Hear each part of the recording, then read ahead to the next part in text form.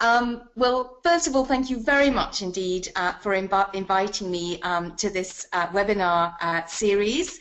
It's been fascinating to hear what Betty's been talking about in terms of the difference between games and gamification.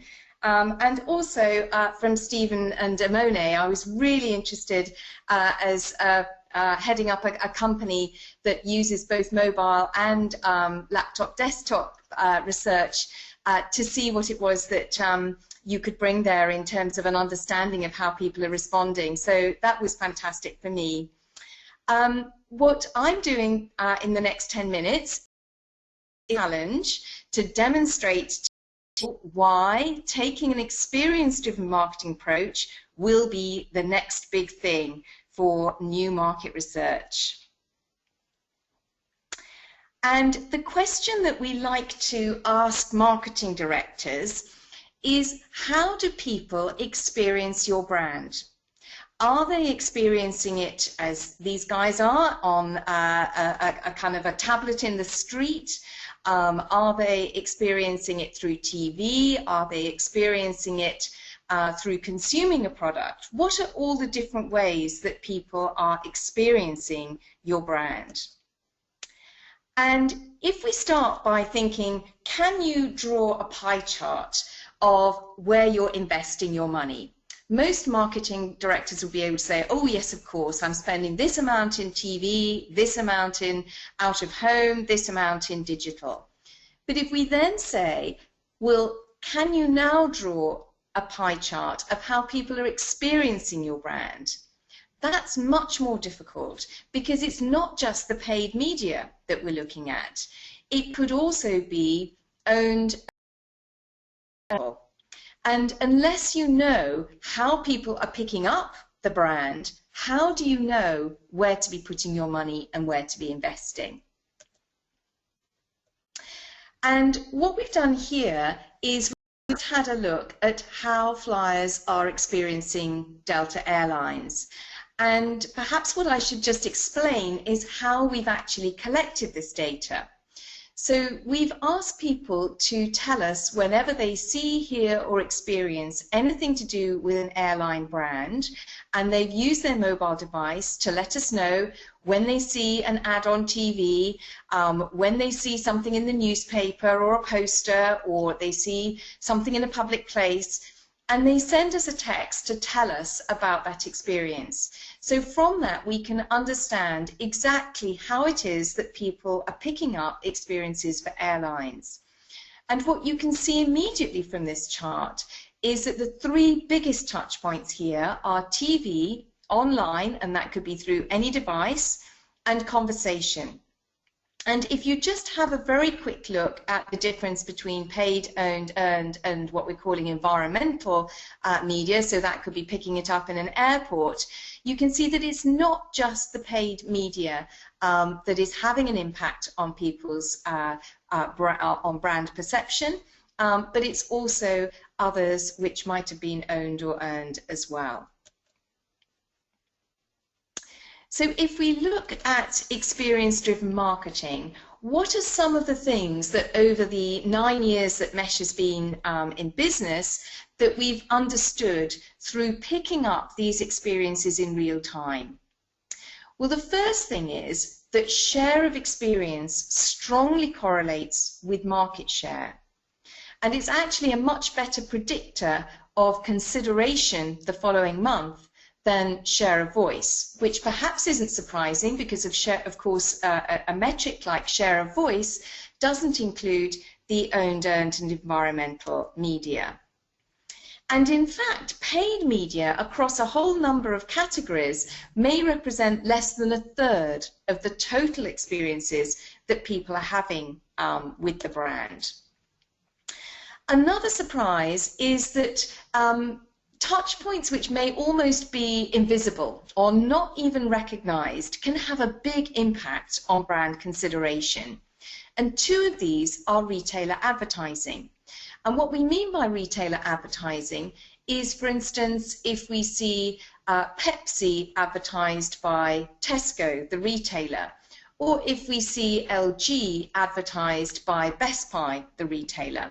So having a brand featuring in retailer advertising can significantly impact on brand consideration. The other thing is peer observation. So seeing somebody drink Pepsi or seeing somebody look at an LG mobile phone, again, those experiences considerably impact on brand consideration. Yet how many marketers are actually measuring them?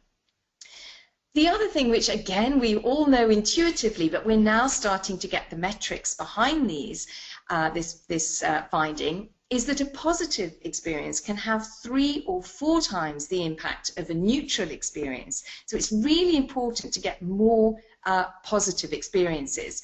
And in fact, in some markets, we can see that a neutral experience actually negatively impacts on brand perception.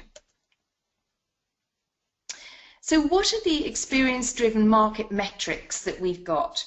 Well, here we've just got a model to share. So share of experience correlates with share of market. What that means is that if you want to grow your market and you've got a 10% share, you might want to target yourself to have a 15% share of experience in order to grow that market share. And of course, we can have a look at which channels that share of experience comes from. Are they paid, owned, earned, or environmental? And are they TV? Are they social media? Which exactly are they? We know that a positive experience is worth a lot more than a negative one and a neutral one. So we want to increase the number of positive experiences to have the optimum impact on share of market. And we can then have a look at exactly what it is that drives a positive experience. So what proposition, what message is it that drives a positive experience? What about the placement of the message? So to understand through capturing experiences in real time whether or not a poster at a tube or subway station has a greater impact than a poster near a supermarket for certain categories. And we can look at the context and the timing. So we know for one client which 4-hour window in the week the TV advertising works most strongly and gets a more positive result. And we can look at that in terms of seasonality and in relation to competitive activity. The other beauty of experience-driven marketing is that you've got one set of metrics. So instead of having GRPs for your TV or click-throughs for your web metrics, we just have experience metrics. And this means you can compare your digital with consumption, with trade, with paid, and you can really have one set of metrics that will work across everything.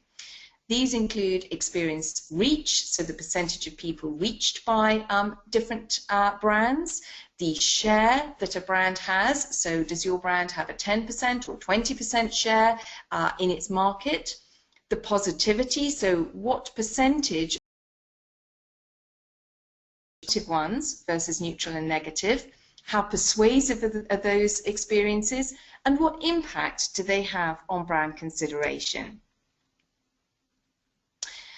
What we have with Delta Airlines is a true 360 campaign approach to their activity. And they also look at things very regionally, so they want to understand New York and Seattle. So it's very important to get down to a granular level to understand exactly what messaging and media are working in these different areas. So here we've got a few examples. And what we see is these bubbles here are all different touch points. And in particular, with one of their target audiences, print works very, very strongly.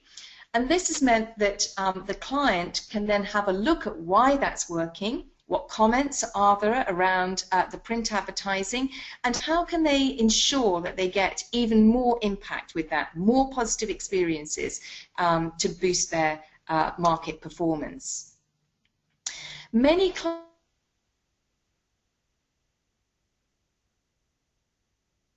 online was the largest segment within that. And here we've got the sub-touch points within online, lots of different sub-touch points, but the brand's own website, so that would be the Delta website, or seeing Delta on YouTube, are the most engaging and persuasive experiences. So we need to make sure that people are going onto the Delta website and are seeing the advertising on YouTube. We can also see which are competitors, which competitive brands are working very well. And with this particular target audience, there was one brand in particular that was communicating very strongly. And we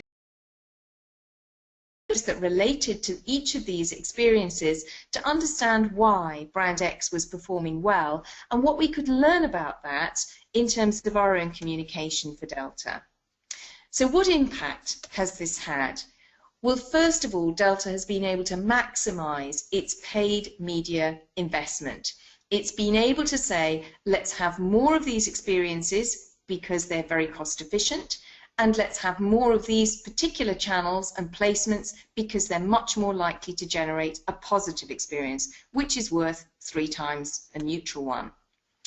They can be much more targeted in terms of the digital channels and how effective each of those digital channels and activations is within the media plan, which can be difficult to pick up through more traditional means. There's been greater confidence in taking decisions because we've got information that gets down to a much greater detail than has previously been possible. And Delta generated an experience score in their KPIs so that they can actually understand their brand health through the experiences that people are having with that. So my message to you would be to say that we all need to be taking an experience-driven marketing approach. It's no good just looking at paid media. We need to look at what it is that people are really picking up. And we need to move from a message sent perspective in terms of what we're pushing out as marketers to a message received perspective, which is what are real people really picking up in today's world.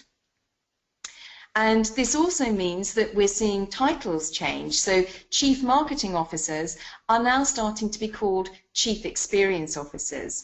And I think that's a subtle change, but a very important one. And regardless of whether people's titles are changing, this role is certainly changing, and it requires new tools and new approaches in order to embrace that and work with that fully.